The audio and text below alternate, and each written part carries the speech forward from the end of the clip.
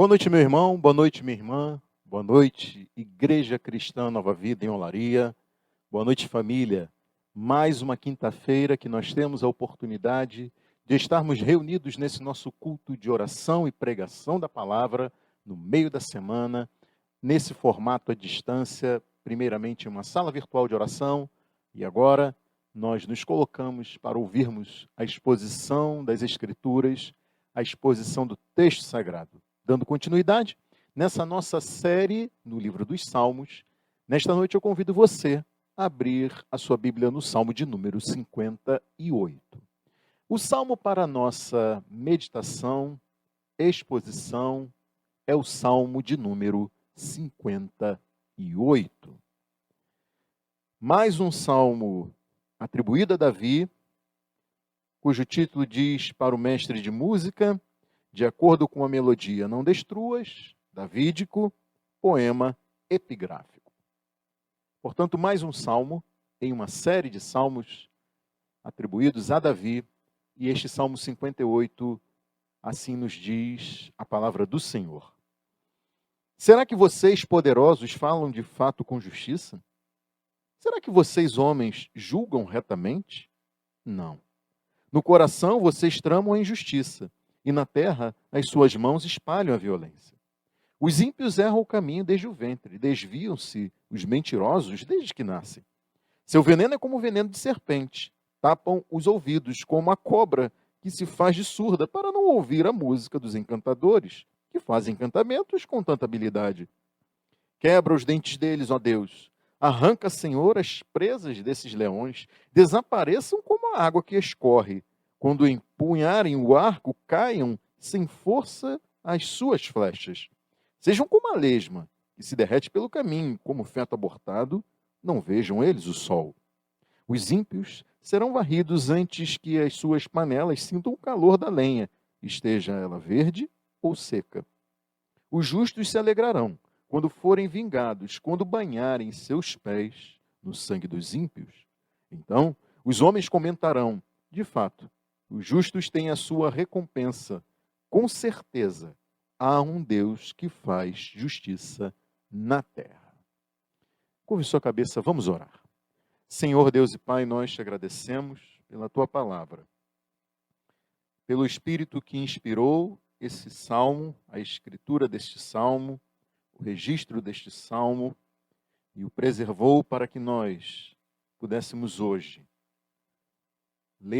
lê-lo, Senhor, e aprender por meio da tua direção ao Espírito Santo para as nossas vidas. Por isso nós pedimos que o Senhor nos guie à verdade e ao objetivo e ao propósito que o Senhor pretendeu ao inspirar, como nós cremos, o teu servo Davi, a registrar mais este salmo. Senhor, leva-nos aos pés de Cristo Jesus, naquilo que este salmo aponta para a pessoa e a obra de Jesus. Nós pedimos, Senhor, que possamos confiar em Ti. Tu és um Deus justo, soberano e eterno. Que Tu és o presidente do Supremo Tribunal Celestial. E que as Tuas decisões, ó Deus, certamente se cumprirão. Que nós possamos confiar que Tu não és um juiz que se corrompe, que perverte a justiça, que fecha os olhos para a malignidade, para a crueldade, para as transgressões à Tua lei, Senhor. Apesar de tudo, de todas as circunstâncias e sinais deste mundo, que parecem ir contra este princípio, que olhando para este salmo, nós possamos confiar que Tu és o juiz de toda a terra. Em nome de Jesus, nós oramos e pedimos isso para a Tua glória, honra e louvor. Amém e amém. Meus irmãos e minhas irmãs, como nós lemos no título deste salmo, este é mais um salmo atribuído a Davi. Nele vemos que Davi ele divide essa composição em duas partes. Na primeira, ele descreve os ímpios e faz as suas imprecações, ou seja, ele expressa a sua execração. Ele manifesta a sua aversão aos ímpios que estão em cargos de governo, que são poderosos, que são juízes sobre o povo. Davi ora e reivindica que Deus haja com justiça contra esses ímpios. Na segunda parte, ele expressa a sua confiança de que os justos serão vingados e se alegrarão quando virem Deus fazendo justiça contra esses ímpios, poderosos, governantes, juízes. Isso porque Davi escreve este salmo inspirado pelo Espírito Santo. O mesmo Espírito de Deus que fala da justiça ao longo da Bíblia. Justiça inspirada em Deus, a fim de ser aplicada entre os homens, e na qual aqueles que julgam devem absolver o inocente e condenar o culpado. Este é um princípio da justiça bíblica revelada, mostrada ao longo das Escrituras. Justiça que absolve o inocente e condena o culpado. Justiça onde o culpado recebe a pena compatível com o seu crime. E onde a pena decretada não deve exceder um limite. A pena deve ser moderada.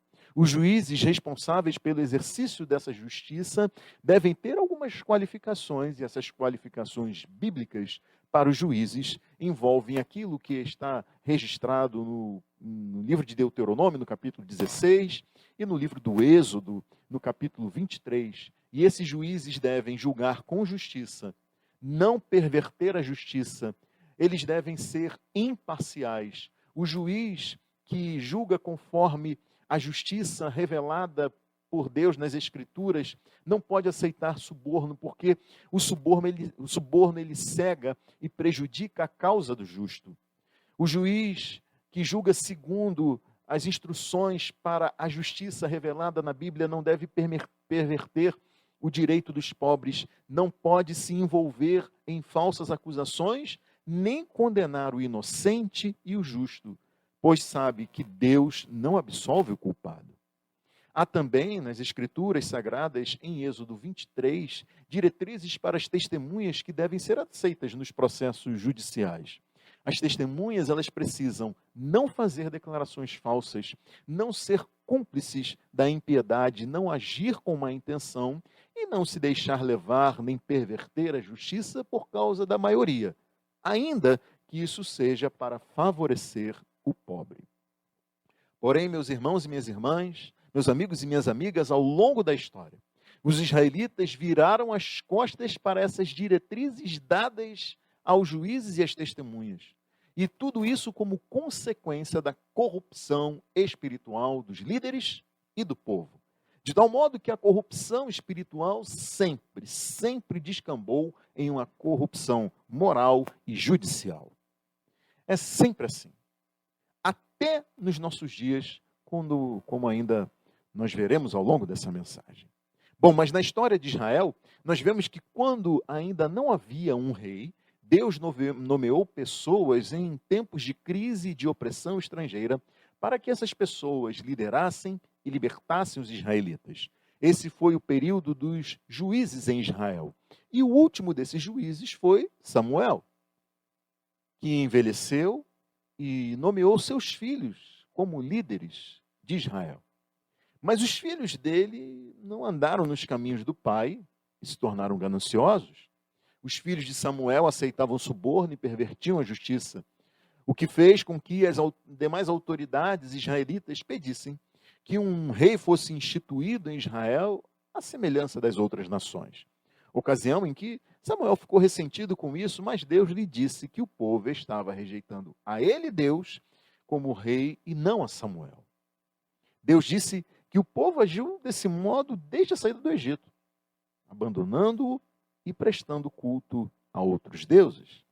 Então, o que se vê ao longo da história de Israel é que essa corrupção religiosa, moral e judicial formam um pacote que leva a sociedade israelita ao caos legal e também social nesses tempos.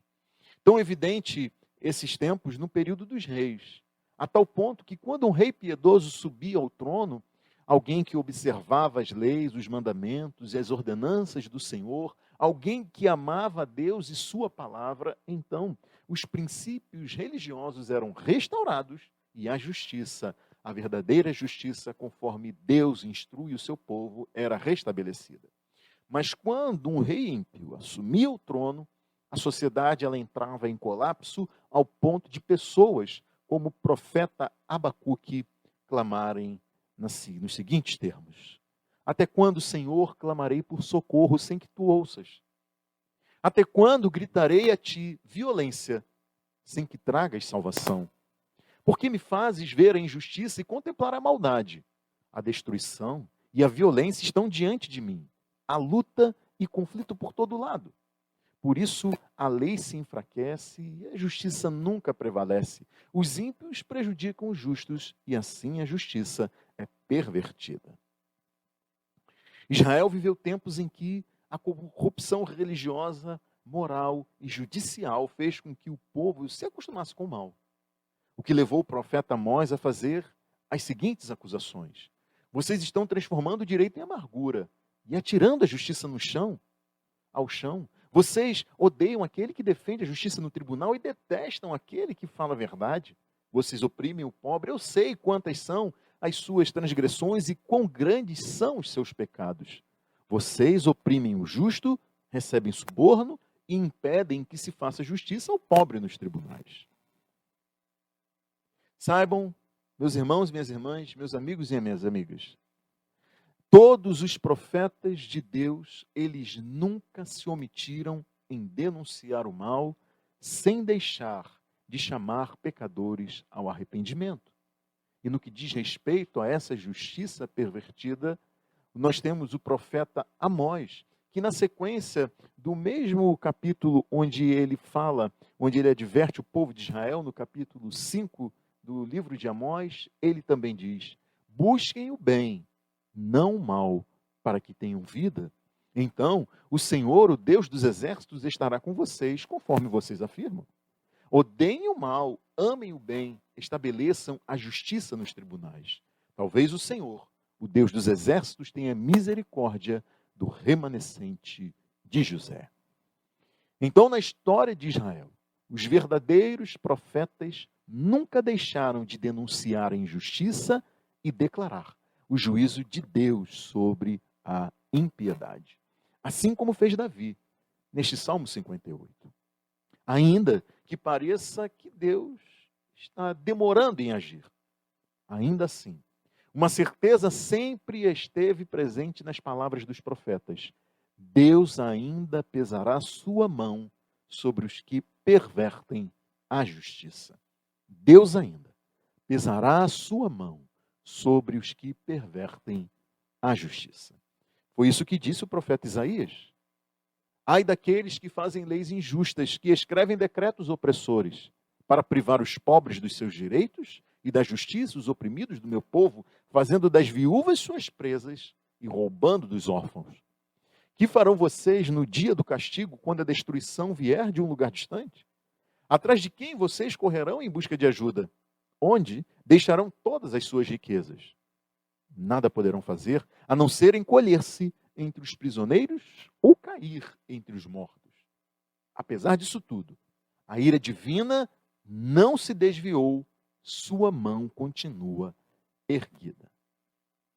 Os que corrompem a justiça não devem se enganar e nós, que cremos em Deus, não devemos nos desesperar. Porque apesar de toda a injustiça que nos assombra, que nos cerca, que invade os palácios e os tribunais, a ira divina não se desviou, a sua mão continua erguida.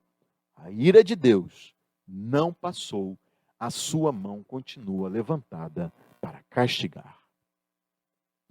Este Salmo 58 é mais um desses clamores por justiça. É mais uma dessas denúncias contra a injustiça, contra a corrupção que envenena a sociedade, contra a mentira de ímpios colocados em posições de autoridade e de poder. Este Salmo 58 é mais uma declaração do juízo de Deus sobre os que promovem injustiças. Este Salmo 58 é mais uma dessas palavras de incentivo para que os justos esperem em Deus, pois com certeza há um Deus que faz justiça na terra. Como mostram os versículos 1 a 5, e eu convido você a lê-los, acompanhar a leitura deles junto comigo. Será que vocês poderosos falam de fato com justiça? Será que vocês homens julgam retamente? Não. No coração vocês tramam a injustiça, e na terra as suas mãos espalham a violência. Os ímpios erram o caminho desde o ventre, e desviam-se os mentirosos desde que nascem. Seu veneno é como veneno de serpente. Tapam os ouvidos como a cobra que se faz de surda, para não ouvir a música dos encantadores, que fazem encantamentos com tanta habilidade. Então Davi, ele começa este salmo denunciando aqueles que estão em posição de autoridade e poder. Essas pessoas são identificadas no versículo 1 como poderosos, governantes ou juízes, em outras traduções, para esse versículo de número 1. Porém, para a palavra utilizada neste versículo, que identifica essas pessoas, essa palavra seria traduzida literalmente como deuses. De tal modo que o poder político, econômico e judiciário reunido por essas pessoas fazia com que elas fossem identificadas como divindades. Mas vejam que eles não passam de homens. Homens que corrompem a justiça, homens que montam tribunais que aparentemente seguem as normas legais, mas que na verdade estão eivados de vícios, julgamentos com aparência de legalidade que na verdade escondem procedimentos escusos para perverter a justiça, juízes que estão totalmente corrompidos no que dizem, pensam e fazem, juízes corrompidos totalmente, integralmente, naquilo que dizem, pensam e fazem. Vejam que essas pessoas emitem sentenças que pervertem a justiça. Elas não falam de fato com justiça. Elas tramam a injustiça nos seus corações e espalham a violência com as suas mãos. Então, corpo e alma estão envolvidos na prática da injustiça. Pensamentos, palavras e ações desses poderosos servem como armas da injustiça em vez de instrumentos de justiça. Os pensamentos do coração, as palavras que falseiam a justiça e as ações desses ímpios que espalham a violência mostram a profundidade e o alcance da depravação do pecado em suas vidas, resultando no mal para tantos em razão da posição de autoridade e poder desses poderosos governantes ou juízes. De tal modo que é como se desde a infância eles fossem marcados pela crueldade e pela malignidade, de tal modo que as feições mínimas de humanidade estão assim distorcidas nessas pessoas, de tal modo que a imagem ainda remanescente de Deus se encontra de tal modo assim distorcida, manchada, corrompida, de tal modo que eles se assemelham ao diabo, o pai da mentira, e à serpente no Éden, que corrompeu a imagem e a semelhança de Deus na humanidade. Tudo que pensam, dizem e fazem destila o veneno que mata as pessoas que direta ou indiretamente são afetadas por esses poderosos governantes e juízes. De tal modo que mesmo agindo pontualmente, essas pessoas contribuem para a corrupção da sociedade inteira, dado o alcance do poder que elas detêm. Além disso, essas pessoas se mostram obstinadas na prática dos seus pecados, como serpentes que são surdas à música tocada pelos encantadores, ainda que habilidosos, e essas serpentes, elas só reagem ao movimento da flauta. Essas pessoas mencionadas aqui no Salmo 58, elas resistem às advertências e às ameaças às suas ações tão malignas. São pessoas tanto insensíveis do ponto de vista que lhes falta empatia e sobra neles desumanidade, como também são pessoas surdas à palavra de Deus, pessoas que resistem ao chamado ao arrependimento e ignoram as advertências e o juízo de Deus, do Deus que faz justiça na terra. Então, é mais fácil um encantador domar uma serpente venenosa que tais homens darem ouvidos ao apelo ao arrependimento ou às ameaças da aplicação da dura justiça de Deus contra eles. Eles são como o diabo, que anda em derredor, rugindo, buscando a quem possa tragar. Mas Deus há de julgá-los. Deus há de arrancar as presas desses leões, e essa é a esperança e o clamor contido neste salmo, dos versículos 6 a 8, que eu convido você a acompanhar a leitura junto comigo. Quebra os dentes deles, ó Deus, arranca, Senhor, as presas desses leões. Desapareçam como a água que escorre quando empunharem o arco, caiam sem forças as suas flechas. Sejam como a lesma que se derrete pelo caminho, como o feto abortado, não vejam eles o sol. Como a água que escorre em um solo seco, sendo rapidamente absorvida, esses ímpios poderosos serão apanhados repentinamente.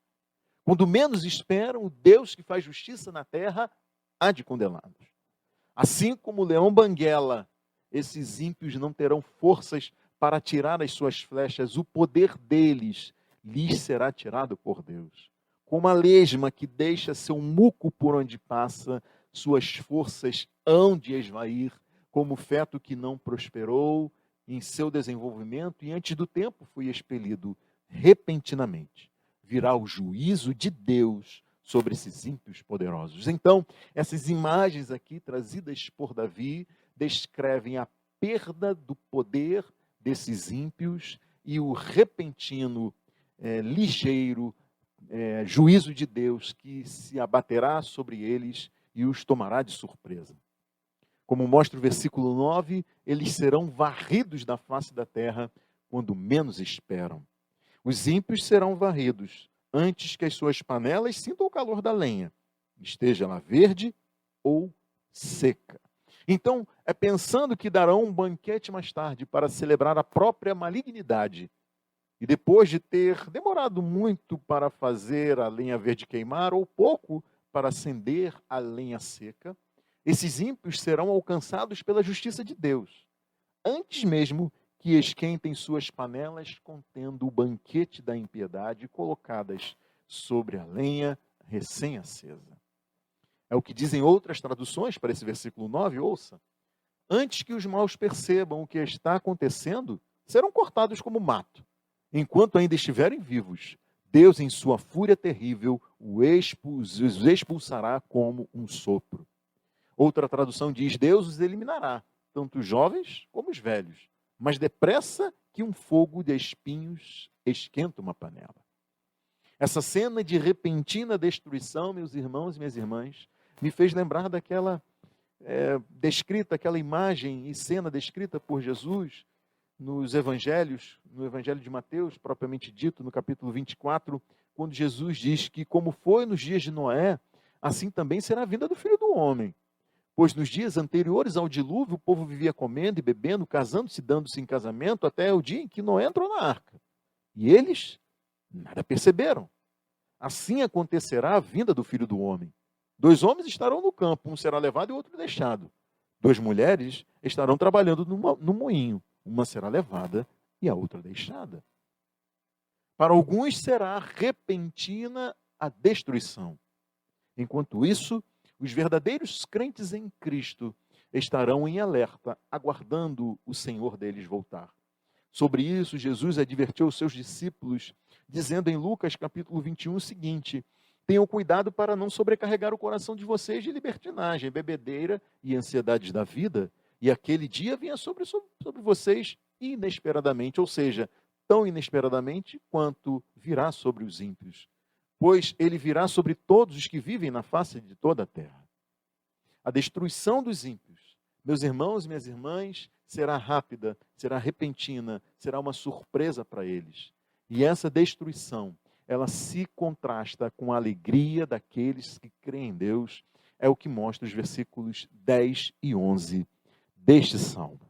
Os justos se alegrarão quando forem vingados, quando banharem seus pés no sangue dos ímpios. Então, os homens comentarão, de fato, os justos têm a sua recompensa.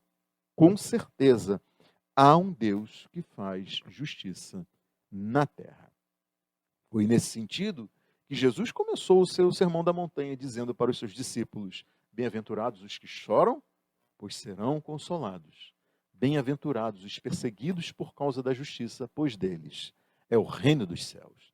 Neste mesmo sentido, o apóstolo Paulo registrou na sua segunda carta aos Coríntios: por isso não desanimamos, embora exteriormente estejamos a desgastar-nos, interiormente estamos sendo renovados dia após dia, pois os nossos sofrimentos, leves e momentâneos, estão produzindo para nós uma glória eterna que pesa mais do que todos eles. Assim, fixamos os olhos não naquilo que se vê, mas no que não se vê, pois o que se vê é transitório, mas o que não se vê é eterno. Portanto, os crentes que sofrem injustiças, os crentes que se assombram com as injustiças cometidas pelos ímpios, devem estar certos de que pode parecer que está demorando, pode parecer demorado, a impiedade, a injustiça e a malignidade podem parecer ser as mesmas desde tempos imemoriais, porém, lembremos do que escreveu o apóstolo Pedro em sua segunda carta. Antes de tudo, saibam que nos últimos dias surgirão escarnecedores, zombando e seguindo das suas próprias paixões. Eles dirão: o que houve com a promessa da sua vinda? Desde que os antepassados morreram, tudo continua como desde o princípio da criação. Mas eles deliberadamente se esquecem de que há muito tempo, pela palavra de Deus, existem os céus e terra, esta formada da água e pela água. E pela água o mundo daquele tempo foi submerso e destruído. Pela mesma palavra, os céus e a terra que agora existem estão reservados para o fogo, guardados para o dia do juízo e para a destruição dos ímpios. Não se esqueçam disto, amados. Para o Senhor, um dia é como 1000 anos, e 1000 anos como um dia. O Senhor não demora em cumprir a sua promessa, como julgam alguns. Bom, meus irmãos e irmãs, amigos e amigos, a igreja nos seus primeiros séculos, ela fez a leitura deste Salmo 58 à luz do julgamento de Jesus pelo Sinédrio, conforme mostram os evangelhos e especialmente conforme registra Mateus no capítulo 26 do seu evangelho. E lá nós vemos que os que prenderam Jesus o levaram a Caifás, o sumo sacerdote, em cuja casa se haviam reunido os mestres da lei e os líderes religiosos. Essa reunião dos chefes dos sacerdotes e todo o sinédrio estavam procurando um depoimento falso contra Jesus para que pudessem condená-lo à morte. Mas nada encontraram, embora se apresentassem muitas falsas testemunhas. Finalmente se apresentaram 2, que declararam: este homem disse: sou capaz de destruir o santuário de Deus e reconstruí-lo em 3 dias. Então, o sumo sacerdote levantou-se e disse a Jesus: você não vai responder à acusação que eles lhe fazem? Mas Jesus permaneceu em silêncio. O sumo sacerdote lhe disse: exijo que você jure pelo Deus vivo, se você é o Cristo, o Filho de Deus, diga-nos. Tu mesmo disseste, respondeu Jesus, mas eu digo a todos vós: chegará o dia em que vereis o Filho do Homem assentado à direita do Poderoso e vindo sobre as nuvens do céu.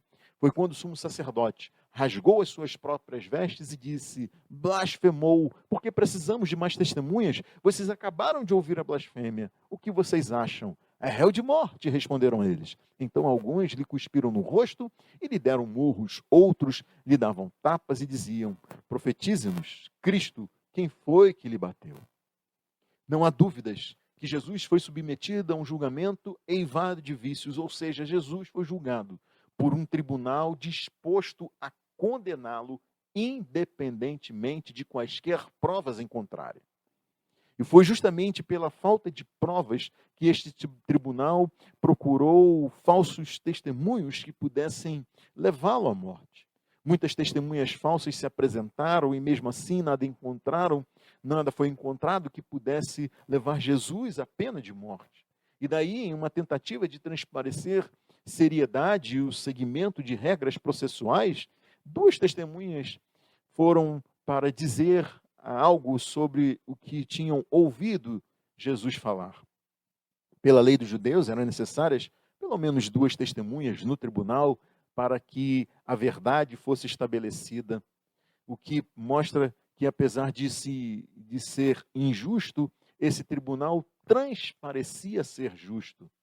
E realmente Jesus, em uma ocasião, disse: destruam este templo e eu o levantarei em 3 dias. ocasião em que os judeus retrucaram: este templo levou 46 anos para ser edificado e o Senhor vai levantá-lo em 3 dias? Porém, os discípulos tiveram a clareza sobre o que Jesus disse, e foi o apóstolo João quem registrou que o templo do qual Jesus falava era o próprio corpo dele, era o corpo dele. E depois que ressuscitou dos mortos, os seus discípulos lembraram-se do que ele tinha dito e então creram na Escritura e na palavra que Jesus dissera. Então Jesus realmente tinha dito que se os judeus destruíssem o templo, ele o levantaria em 3 dias. Na verdade, Jesus não disse que ele mesmo destruiria o templo, e mais do que isso, ele disse que se os judeus destruíssem o templo, destruíssem ele, Jesus, Jesus o levantaria em 3 dias. 3 dias. Mas ainda, Jesus não fez referência ao templo em Jerusalém, e sim ao corpo dele, que era o tabernáculo da divindade entre nós. E o que Jesus disse se cumpriu, na medida em que os judeus o entregaram aos romanos para que ele fosse morto, mas 3 dias depois ele ressuscitou dos mortos em um corpo transformado no poder do Espírito Santo de Deus. Então, as 2 testemunhas que se apresentaram no Sinédrio disseram uma meia-verdade, que soou como uma séria acusação, considerando que Jesus teria ameaçado destruir o templo de Deus. O sumo sacerdote tentou extrair alguma confissão de Jesus sobre o que tinha acabado de ser dito pelas 2 testemunhas, dada o absurdo do que elas estavam falando a respeito de um templo que levou 46 anos para ser edificado. Mas como elas não disseram a verdade inteira e não tinham entendido a intenção dele ao dizer sobre a destruição e reedificação do templo, Jesus permaneceu calado, dado que essas testemunhas não tinham entendido nada e elas não estavam falando uma verdade absoluta só a respeito daquilo que ele tinha dito. Até que o sumo sacerdote fez uma pergunta da qual Jesus ele não podia se esquivar. Ainda mais sobre juramento de dizer a verdade, quando o sacerdote intimou Jesus dizendo: exijo que você jure pelo Deus vivo, se você é o Cristo, o Filho de Deus. Diga-nos, agora. E aí Jesus respondeu: tu mesmo o disseste, mas eu digo a todos vós, chegará o dia em que vereis o Filho do Homem, assentado à direita do Poderoso e vindo sobre as nuvens do céu. Jesus foi acusado de blasfêmia ao se identificar como Cristo, o Filho de Deus. Ainda que isso fosse a verdade suprema sobre quem ele é, o sumo sacerdote se manteve surdo. Não só surdo à declaração de Jesus ser o Cristo, o Filho de Deus, o sumo sacerdote permaneceu surdo também à advertência de Jesus de que um dia voltaria para julgar a todos com a sua autoridade e o seu poder. E quando viesse em sua glória, certamente condenaria o sumo sacerdote e todos os demais que permaneceram surdos ao que ele estava declarando. O sumo sacerdote rasgou as próprias vestes, dizendo que Jesus tinha blasfemado, porque precisamos mais de testemunhas. Vocês acabaram de ouvir a blasfêmia, o que vocês acham? E aí o Sinédrio respondeu: é réu de morte. Este Jesus que foi condenado injustamente, que logo em seguida foi cuspido no rosto, foi agredido fisicamente com tapas e socos e murros, e as pessoas dizendo: profetiza-nos, Cristo, quem foi que lhe bateu, zombando dele. Este Jesus que foi condenado injustamente, torturado, sabe bem o que é ser vítima da injustiça, sabe bem o que é ser vítima da impiedade de homens cruéis e poderosos, sabe bem o que é ser condenado e torturado por quem se faz de surdo às advertências do Deus que faz justiça na terra. Ímpios, como nós vimos em salmos anteriores, que dizem que não há Deus, que vivem como se Deus não existisse e um dia não viesse lhes cobrar e pedir contas de suas vidas. Jesus é para nós um exemplo a ser seguido e ao mesmo tempo é alguém que sofre em nosso lugar de forma muito superior a nós. Por isso ele se compadece dos que sofrem injustiças, porque ele mesmo sofreu injustiça. Ele nos adverte para que nós permaneçamos firmes na fé, porque um dia o veremos sentado em seu trono julgando a todos, condenando os que não se arrependeram e creram, e coroando os que foram fiéis até o fim. E então, o que está registrado no último versículo desse Salmo 58 será uma realidade para os crentes em Cristo. Então os homens comentarão: de fato, os justos têm a sua recompensa. Com certeza, há um Deus que faz justiça na terra. Bom, o título e a sequência dos salmos, no qual este Salmo 58 está inserido, nos mostram que esta é mais uma composição de Davi, como eu disse no início dessa pregação, e eu estou destacando isso porque ele mesmo, este mesmo Davi, escreveu o Salmo 51. E lá ele afirmou: sei que sou pecador, desde que nasci, sim, desde que me concebeu minha mãe.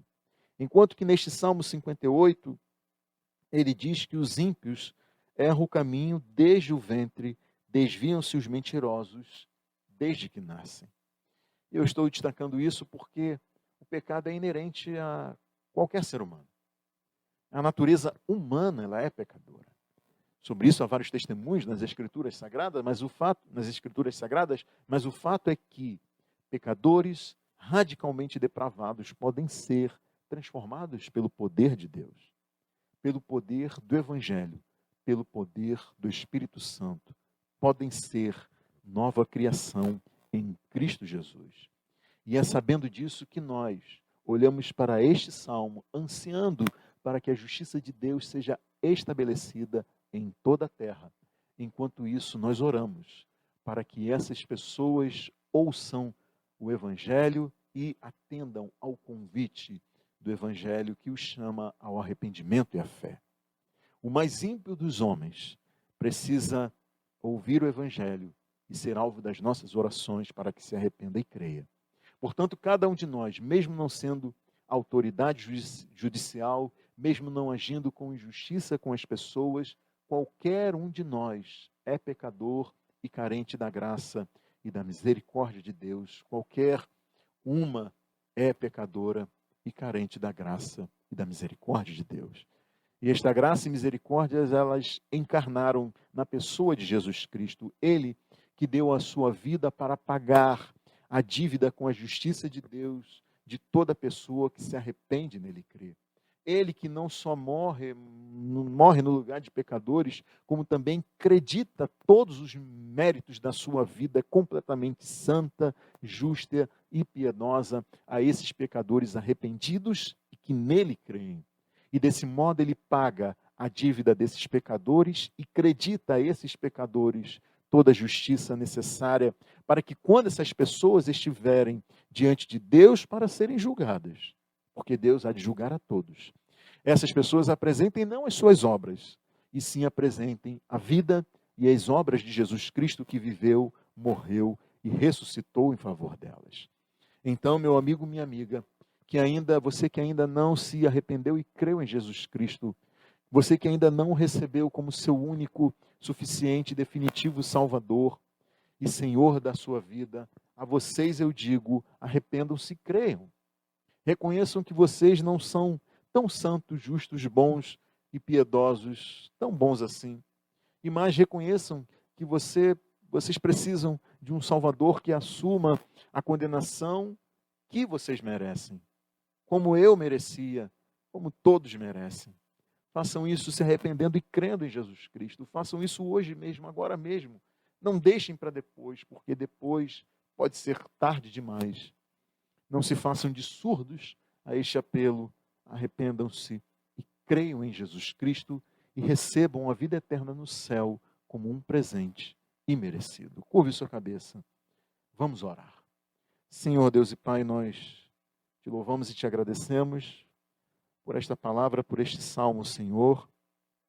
Pedimos que o Teu Espírito Santo possa nos fortalecer em fé, Senhor. Ó Deus, não permita que nós nos acostumemos com a injustiça, com a malignidade, com a inverdade, Senhor. Não permita que nós passemos pano para a corrupção em quaisquer áreas e setores da nossa sociedade, tanto quanto das nossas vidas, cada uma de nós, ó Deus. Ó Senhor, que o Senhor nos fortaleça para que nós vivamos uma vida santa, justa e piedosa diante de Ti e da sociedade. Que nós, ó Deus, sejamos pessoas da verdade, pessoas do Evangelho, que vivem de modo digno do Evangelho. Eu te peço, Senhor, que nós, ao vermos as injustiças, a malignidade, a crueldade neste mundo, a justiça sendo corrompida, Senhor, julgamentos que aparentemente são legais, mas eivados de vício. Ó Deus, que nós possamos olhar para essas coisas, clamarmos ao Deus que realmente é juiz sobre toda a terra e confiarmos na tua justiça, Senhor. Não tomarmos a vingança em nossas mãos, mas entregarmos tudo nas mãos do Senhor. Ao mesmo tempo em que clamamos para que tu tenhas misericórdia dessas, Senhor, que agem de forma a perverter a verdade e a justiça, Senhor.